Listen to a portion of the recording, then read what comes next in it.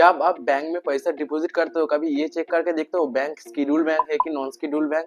ये सिर्फ कोई नाम नहीं, ये एक ट्रस्ट लेवल होता है जिसको आरबीआई के द्वारा मिलता है और उसको रूल्स फॉलो करना पड़ता है। तो आज की वीडियो में पूरा डिटेल्स में जानेंगे schedule bank and non schedule bank क्या होता है, उन दोनों में डिफरेंस क्या है और क्या क्या बेनिफिट आपको मिल सकता है शेड्यूल बैंक से। तो देरी ना करके चलिए शुरू करते हैं।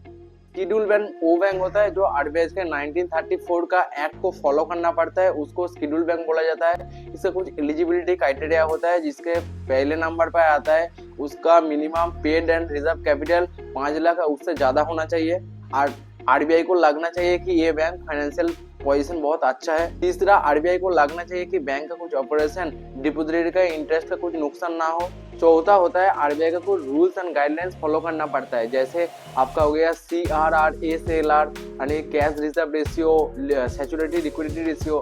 कैश रिजर्व रेशियो क्या होता है, अगर मान लीजिए बैंक के पास जितना टोटल डिपॉजिट है उसका कुछ सर्टेन परसेंटेज आरबीआई को देना पड़ेगा। ओके, मान लीजिए अगर CRR 4.5% है, अगर बैंक के पास 100 करोड़ है तो उसको 4.5 करोड़ बैंक को देना पड़ेगा। ओके, और सिमिलरली अगर एसएलआर वही होता है कि बैंक का जो गवर्नमेंट का जो सिक्योरिटीज होता है उसमें उसको डिपॉजिट करना पड़ता है। मान लीजिए बैंक के पास 100 करोड़ है, उसका अगर एसएलआर चल रहा है अगर 12%, ठीक है, तो 12 करोड़ गवर्नमेंट सिक्योरिटीज में उसको इन्वेस्ट करना पड़ेगा। ये हो गया उसका कुछ रूल्स। और नॉन शेड्यूल बैंक वो बैंक होता है जिसको 1934 का जो सेकंड एक्ट है उसको फॉलो नहीं करता है, तो उसको नॉन शेड्यूल बैंक बोला जाता है। जैसे आरबीआई का कोई रूल्स फॉलो नहीं करता है, जैसे इसका हो गया Mumbai central district cooperative bank, capital small finance bank.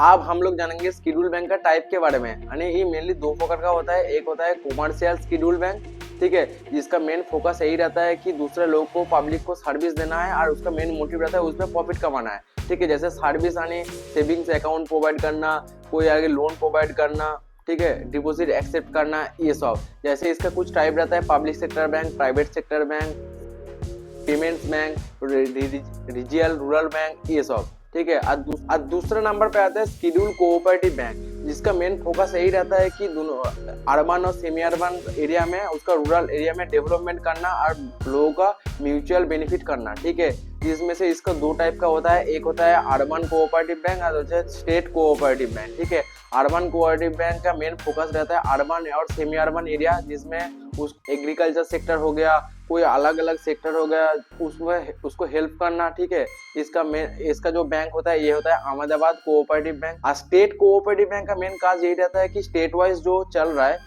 उसमें उस एरिया को हेल्प करना। जैसे मान लीजिए कोई महाराष्ट्र स्टेट का उस एरिया में उसको हेल्प करना, डेवलपमेंट करना है एग्रीकल्चर सेक्टर में, तो उसको फंड प्रोवाइड करना है। तो ये सब चीज रहता है। जैसे इसका एग्जांपल होता है महाराष्ट्र, आपका महाराष्ट्र कोऑपरेटिव। अब हम लोग जानेंगे कि शेड्यूल बैंक का बेनिफिट के बारे में। ओके, जिसमें फर्स्ट आता है आरबीआई का ऑल फैसिलिटीज वो एक्सेस कर पाता है। यानी कोई शॉर्ट टर्म में आपको उसको लोन चाहिए, ठीक है, कोई कैश चाहिए, तो वो आरबीआई उसको प्रोवाइड करता है उस बैंक को।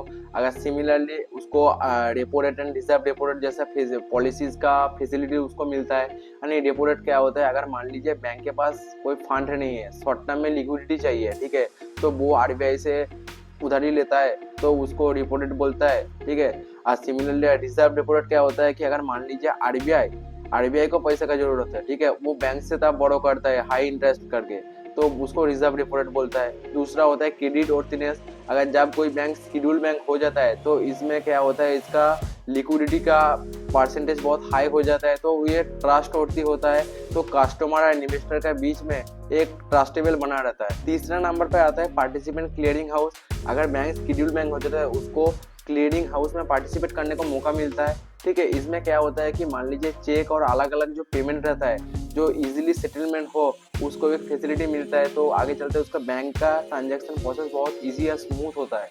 तो ये हो गया कुछ बेनिफिट। शेड्यूल बैंक और नॉन शेड्यूल बैंक दोनों का डिफरेंस कुछ इस प्रकार का है। तो यही है आज का ओवरऑल वीडियो। इस वीडियो में हम लोग पूरा डिटेल्स में जाने शेड्यूल बैंक क्या होता है, नॉन शेड्यूल बैंक क्या होता है, दोनों में डिफरेंस क्या है, उसका बेनिफिट क्या है। तो वीडियो अच्छा लगा है तो लाइक कमेंट सब्सक्राइब करके बिल्कुल मत भूलना। और ऐसी फाइनेंशियल वीडियो और भी जानने के लिए स्क्रीन पे देखो ये वाला वीडियो देखिए। तब तक के लिए बाय बाय।